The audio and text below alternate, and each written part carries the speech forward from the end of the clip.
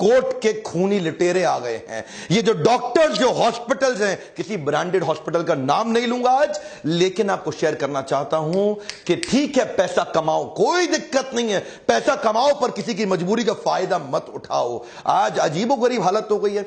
मैं basic fundamental बात करना चाहता हूं। मैं बिजनेस कोच हूं, बात बिजनेस की करूंगा। हमारे देश के डॉक्टर को पैसा कमाने का अधिकार है, लेकिन इनको ना पैसा कमाना आता नहीं है। इनको यह नहीं पता कि बिजनेस वॉल्यूम बढ़ा के, स्केलेबल मॉडल बिल्ड करके बहुत पैसा आराम से, जिम्मेदारी के साथ, एथिकली कमाया जा सकता है। इनको क्या है, इनको तो पैथोलॉजिकल लैब से भी पैसा चाहिए, इनको तो एम्बुलेंस से रेफरेंस का पेशेंट, उससे भी पैसा चाहिए। क्या बोलते हैं ना, एम्बुलेंस वाले को पेशेंट मेरे पास भेज दियो। इस चक्कर में कई पेशेंट वैसे ही मर जाते हैं। एम्बुलेंस वाले को कमीशन मिलती है, वो गलत डॉक्टर के पास ले जाता है। इनको केमिस्ट से भी पैसा चाहिए। ये तो फार्मा कंपनी को भी काटते हैं। बोलता है मेरी बेटी और उसके दोस्तों को न्यूयॉर्क भी जाना है, न्यू जर्सी भी जाना है, न्यूजीलैंड भी जाना है, वापस न्यू दिल्ली आना है, जरा खर्चा संभाल लेना। मेरे को इवेंट करना है, खर्चा संभाल। इतना पैसा ले लेते हैं ये फार्मा कंपनी से। देखे ना, इनको हर जगह से पैसा चाहिए, इनको हॉस्पिटल से भी चाहिए, इनको पेशेंट से भी चाहिए। ये मैं मानता हूं पैसा कमाओ, लेकिन पैसा कमाओ पर मजबूरी का फायदा मत उठाओ। वो फार्मा कंपनी सारा खर्चा उसी आपकी दवाई में ऐड कर देती है और बाद में आप लुटते रहते हो। बड़ा स्कैंडल है, ये अजीबोगरीब स्कैंडल है। मैं बताना चाहता हूं बिना स्कैंडल के भी आप पैसा कमा सकते हो। हमारे लीडरशिप फनल में कई डॉक्टर आते हैं, हम उनके साथ स्केलेबल बिजनेस मेथड्स डिस्कस करते हैं। बहुत पॉसिबल ऑलरेडी तरीके हैं देश में और कई लोग कर भी रहे हैं। अब बेचारा पैथ लैब वाला सोचता है कि बढ़िया लैब, बढ़िया टेस्ट आपको करके दूं, अच्छी टेक्नोलॉजी ले आऊं, पर डॉक्टर को क्या चाहिए? उसको तो चाहिए, अच्छा पैथ लैब के पास पेशेंट आता नहीं है, तो उनको वो सोचते हैं यार पेशेंट क्यों नहीं आ रहा तब उन्हें पता चला डॉक्टर के पास जाओ, वो भेजेगा। अब वो डॉक्टर के पास जाते हैं, पेशेंट भेज यार, पेशेंट भेज, मुझको क्या मिलेगा? क्या चाहिए? 50% लूंगा पूरे बिल का। सुपर स्पेशलिटी वाला डॉक्टर है ना, 60% तक ले लेगा आपसे। जो आपका लैब का एक्चुअल टेस्ट की जरूरत थी वो भी नहीं होगा। ये होता है बेसिन टेस्ट। बेसिन टेस्ट क्या होता है? खून निकालो, वॉश बेसिन में डाल दो।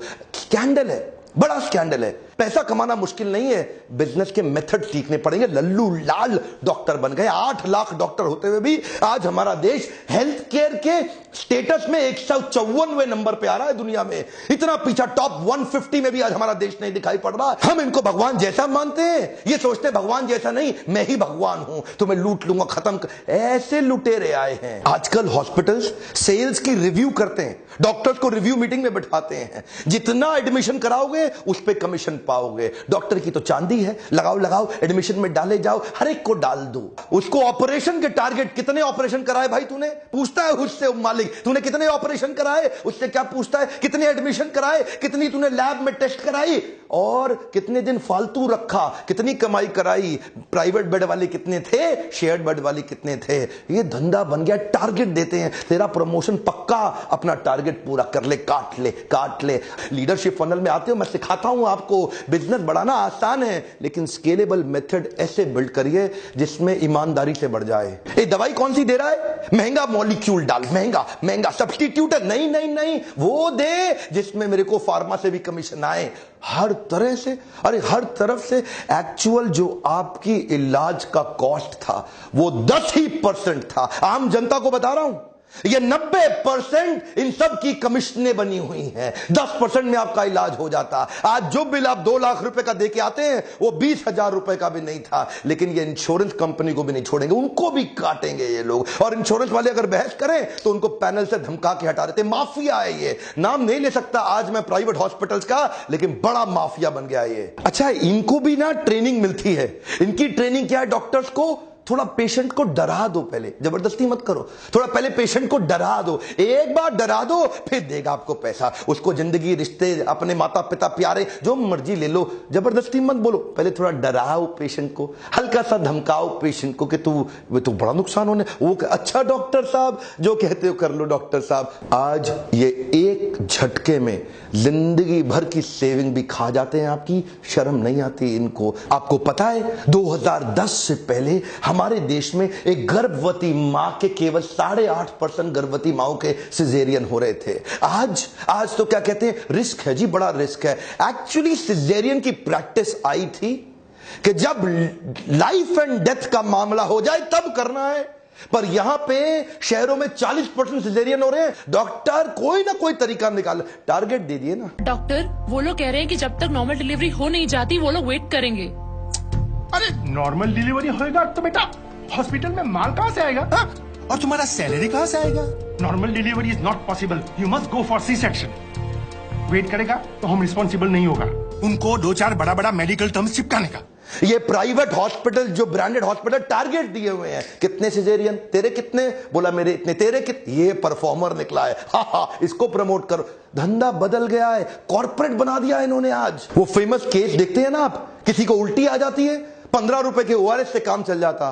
पर ये क्या करेगा, ए तेरा अपेंडिक्स फट गया है, तेरे तो अपेंडिक्स फट गया है, अब क्या होगा? कुछ नहीं, छोटा सा ऑपरेशन है, बस 1.5 लाख रुपए का बिल, एक चीरा लगाया और चीरा बंद किया, हो गया, खत्म काम। एक्चुअली मैं केवल नेगेटिव बात नहीं करूंगा। देवी प्रसाद शेट्टी के बारे में पूरा देश जानता है। पद्मश्री के बाद पद्म भूषण भी मिला इनको। 23 अस्पताल बना दिए इन्होंने, 7 हार्ट सेंटर्स भी तैयार किए। ये इकोनॉमीज ऑफ स्केल पे काम करते हैं, करके दिखा रहे हैं। पॉजिटिव केस स्टडी है, ये इकोनॉमीज ऑफ स्केल पे काम करते हैं। ये क्या कहते हैं? ये कहते हैं हेनरी फोर्ड। उन्होंने पहली बार असेंबली लाइन बनाई गाड़ी की। एक जगह पे खड़े होने की जगह असेंबली लाइन में आदमी आगे, गाड़ी आगे बढ़ती रहती है। हर आदमी, ऑपरेटर, वर्कर अपना अपना चीज ऐड करता जाता है। कोई दरवाजा फिट करता है, कोई शीशा फिट करता है, कोई टायर फिट करता है, कोई मडगार्ड, सब अपना अपना काम कर रहे हैं ना। इन्होंने ऐसा ही किया।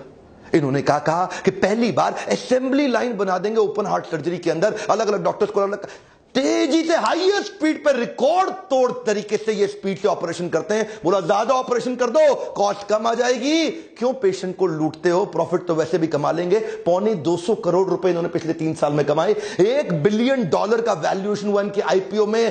कोई भी मेडिकल हिस्ट्री के अंदर हमारे देश में इतने बड़े ऑपरेशन, अरे कमाल हो गया भाई। इतनी स्पीड से कर रहे हैं, क्या नोट नहीं छाप रहे? छाप रहे हैं, लेकिन ईमानदारी से छाप रहे हैं। इनके अस्पताल में 14,000 वर्कर हो गए हैं। वॉल्यूम बढ़ाने पे फोकस किया, वैल्यू नहीं। कम ऑन, वैल्यूएबल के पीछे नहीं भाग रहे हैं, वॉल्यूम बढ़ा दो।